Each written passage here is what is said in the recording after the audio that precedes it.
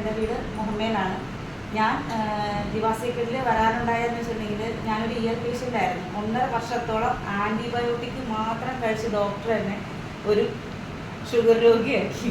ഞാൻ എന്നിട്ട് എനിക്ക് ഒരു കുറവില്ലായിരുന്നു. എൻ്റെ ചെവി പൊട്ടി ഒഴുകി നല്ലപോലെ തീരെ അവശത, ഒരു എനർജി ഇല്ല, രാവിലെ എഴുന്നേക്കില്ല, സൂര്യനെ കാണില്ല. അങ്ങനെയുള്ളൊരു തനി ഒരു റൂമിൽ അടച്ചിരുന്നിട്ട് ഞാൻ ഈ ട്രീറ്റ്മെൻറ്റ് ചെയ്തിരുന്ന വ്യക്തിയാണ്. ഞാൻ നേരെ ഷിഫ്റ്റ് ചെയ്ത് എറണാകുളത്തേക്ക്. ഇപ്പം എൻ്റെ കസിനാണ് ലതിക മാഡം. അപ്പോൾ പറഞ്ഞ് എന്നെ കോൾ ചെയ്ത് ഇന്നൊരു പ്രോബ്ലം ഉണ്ടെന്ന് അറിഞ്ഞപ്പോഴത്തേക്ക് എന്നെ കോൾ ചെയ്തു. തോന്നുന്നത് എൻ്റെ ഏതെങ്കിലും ഞാനൊരു കമ്പനിയിൽ ജോയിൻ ചെയ്തു, അതുവഴി ഞാനൊരു പ്രോഡക്റ്റ് ഉപയോഗിച്ചു, എനിക്ക് വൻ റിസൾട്ടാണ് കിട്ടിയത്, നീ ഒന്ന് ചെയ്ത് നോക്കാൻ പറഞ്ഞു. ശരി, ഞാൻ പിന്നെ കുറേ പ്രാവശ്യം കോൺടാക്ട് ചെയ്തെങ്കിൽ എനിക്ക് ഈ ആൻറ്റിബയോട്ടിക് കഴിച്ചുള്ള പേടി കൊണ്ട് ഇത് കഴിക്കാൻ ഭയങ്കര പേടിയായിരുന്നു. അത് കഴിഞ്ഞിട്ട് ഞാൻ ആൻറ്റീനോട് പറഞ്ഞു, ശരി ആൻറ്റി, ഞാൻ എന്തും വന്നോട്ടെ, എനിക്ക് കഴിക്കാമെന്ന് പറഞ്ഞു. ഞാനിപ്പോൾ എൻ്റെ റിസൾട്ട് എന്ന് വെച്ചിട്ടുണ്ടെങ്കിൽ രാവിലെ ഞാൻ അടുക്കള കയറാറില്ല, സത്യമാണ്.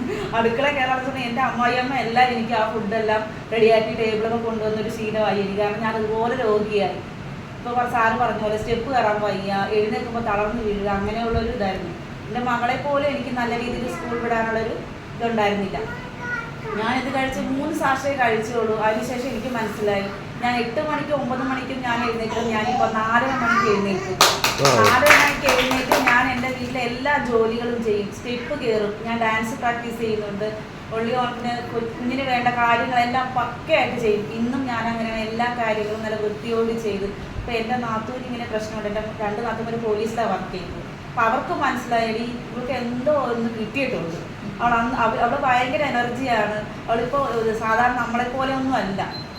ഞങ്ങളുടെ കാറിനോ അല്ലെങ്കിൽ 2 വീലറിനാണ് പോയിക്കൊണ്ടിരുന്നത്. ഇന്ന് ഞാൻ ഈ ദിവാ സീക്രട്ട് എന്ന പ്രൊഡക്റ്റ് ഉപയോഗിച്ചതിന് ശേഷം എത്ര കിലോമീറ്ററൊക്കെ നടക്കാവോ അത്രയും കിലോമീറ്റർ താണ്ടി ഈ ദിവാ സീക്രട്ട് എന്ന പ്രോഡക്റ്റിനെ കുറിച്ച് എല്ലാ വീട്ടുകാരോടും ഞാനിന്ന് പറഞ്ഞുള്ളൂ. കാരണം എന്നിലൂടെ ആരെങ്കിലും ഈ ജീവിതശൈലി രോഗവുമായി ബന്ധപ്പെട്ട് റിസൾട്ട് കിട്ടി പുതിയ ജീവിതം തുടങ്ങട്ടെ എന്ന് ഞാൻ നല്ലൊരു ഭക്ഷണം കഴിക്കാലോ, അത് മാത്രമേ ഞാൻ ചിന്തിക്കണം. എൻ്റെ ഷുഗർ എന്ന് പറഞ്ഞത് 351 ഈ ഡോക്ടർ തന്ന ഗുളിക കഴിച്ച് കണ്ടുപിടിച്ചപ്പോഴത്തേക്കും ചെവിയിലൊരു ഹോളുണ്ടെന്ന് കണ്ടുപിടിച്ച് അതിനുശേഷം ടെമനോപ്ലാസ്റ്റി ചെയ്യാൻ പറഞ്ഞു. ഇന്നിപ്പോൾ ഡോക്ടർ പറഞ്ഞു, സൗമ്യ ഇപ്പം നിങ്ങൾക്ക് സർജറിയുടെ ആവശ്യമില്ല, ഒരു കുഴപ്പവും ഇല്ല, നിന്റെ ചെവിക്ക് പഴുപ്പ് നിന്നു, അതുപോലെ തന്നെ ആ ഹോള് ചെറുതായി ഒരു ദശ വന്ന് അടഞ്ഞുകൊണ്ടിരിക്കണം, അത് ഇപ്പം നീ അതിനെക്കുറിച്ച് ചിന്തിക്കേണ്ട, നീ എന്താണോ കഴിച്ചതെന്ന് ചോദിച്ചു. ഞാൻ സാറ് ഞാൻ ഇങ്ങനെ പടക്കാൻ കഴിച്ചതെന്ന് പറഞ്ഞു.